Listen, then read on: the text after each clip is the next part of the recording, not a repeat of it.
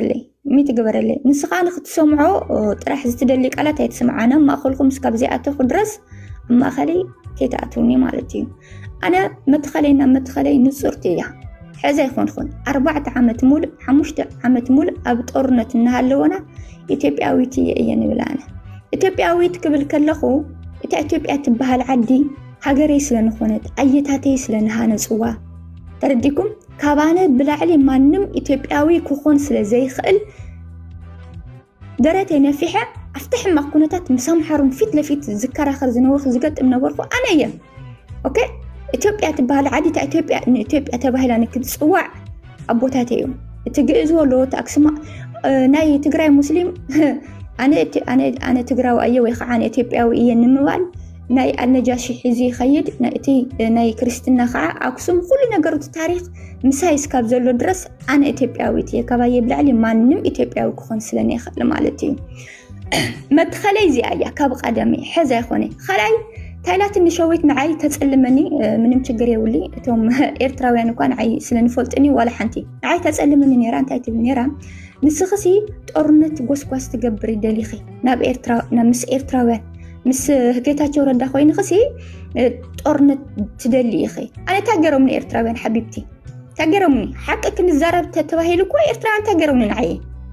ዝገበሩ ነገራትን የውድዮም ንዓይ አነ ምስ ኤርትራውያን አነ ትፈልጥ ኢኺ ንሕወሓት ካብ ቀደመይ ብጣሕሚ ይጸልኦም ብጣሕሚ ይቃወሙ ምክንያቱ ኣብ ዓደይ ምሕደራ ችግር ስለለለኒ ኦኬ አፍታ ዓደይ ብዙሕ ችግራት ስለለሎ ንትሕወሓት ይቃወሙ ይጸልኦ ይጽየፉ እዚ ደሞ ጠንቂ ክትፈልጥ ኢኺ እዚ ስለንቃወም ግን ብምንታይ ተሃርም ንደሊኺ ናብ ኤርትራውያን ክተጸጋጋዕ ንደሊኺ ማለት እዩ አነ ዳ ትፈልጥኒ ዲኺ ምስቲ በርጌድና ሓመዱ ኣይባላዕ ምስቲ ሃገራዊ ኣይናኸስ እቲ ሃገራዊ ሃገሩ ተፈትዩ ወኬርስ አነ ኣይምልኸተኒ በርጌድና ሓመዱ አነ ተበዲለ እየተወጽዐ እየተይሉ ሃገሩ ንስ እዩ ንፈልጣ መብቱ ክነግረኪ ንስኹም ምን በይ አቋም ዘይብልኹም ትዝክሩ ዶ ድሕሪ ውዕል ፕሪቶሪያ መሰረትኮ ታገርኩም ንቶም ደለይቲ ፍትሒ ንቶም በርጌድና ሓመዱ ሓደ ጥሕሎ ዶ ሓደ ቁናኖ ዶ ትብልዎም ዝነበርኩም ሰባት ታይልኹም ድሕሪ ውዕል ፕሪቶሪያ መሰረት ንሕና ኢትዮጵያውያን ኢና ረብሓና ምስ ኢትዮጵያ እዩ ካባና ረሓቁ ኣይምልኸተኩሚ ኢልኽዮም ንስኽና ጆን ማጀናን ጻጻ ማለት እዩ ክነግረኪ ኣይምልኸተኩሚ ንሕና ረብሓና ምስ ኢትዮጵያ እዩ ኢልኹም ሓቀይ ንሶም ኸዓ ኦኬ ረብሓ ኢትዮጵያ ጀኖሳይድ ፈጺማት ኢልኹም እያ ረብሓኹም ተኮይና ግን ኢድና ልዕልና ኢሎም ላሽሎም ኸይዶም ማለት እዩ ደቂ ዓበይቲ ንምንታይ ንስኹም ኸም ኢልኹም አብይ አሕመድ ተመሊሱ ስልጣን ክበና እዩ ኢልኹም ተሓስቡ ስለዝነበርኩም አብይ አሕመድ ኸዓ ብጽፍዒት አሽቀናጢር ምስ ደብረየኩም ስልጣን ክትረኽቡ ተለኹም ኢትዮጵያውያን ኢና ካብ ስልጣን ክትስጎጉ ተለኹም ንሕና ኢትዮጵያውያን ኣይኮናን ኢትዮጵያ ገደልተተይ እዝገጋይ ክነግረኪ ክሞቐካ ከሎ ብማንካ ክዝሕለካ ከሎ ብካር ኣነቶም ኤርትራውያን ወላዲተይ ኣነ ካብ ልበይ ይፈልጥንዮም ካብ ልበይ ብጣዕሚ የንፈትዮም ብጣዕሚ የናኽብሮም ንምንታይ ዋላ ኣብ ሃገሮም ዘለዎም ኣረኣያ እስቲልና ንረብሖኦም ኢሎም ክቃለሱ ከለው ኣነ ይቐንእ መንፈሳዊ ቀንእ ማለት እዩ ይቐንእ أنا هاجري كتعلم دليخن أنا لا إثيوبيا وسندي كاب قدمي إثيوبيا رابح إيكا مس إثيوبيا أيو رابح أي مس إثيوبيا هزبي أديس أبابا أو أورومو أبزي تفلالي هاجرات هزبي أو لو مالتيو ها إذا أيات حقي كنقرأ كمالتيو نسخهم قال لعلهم تسألن قوس النيديو كنقرأ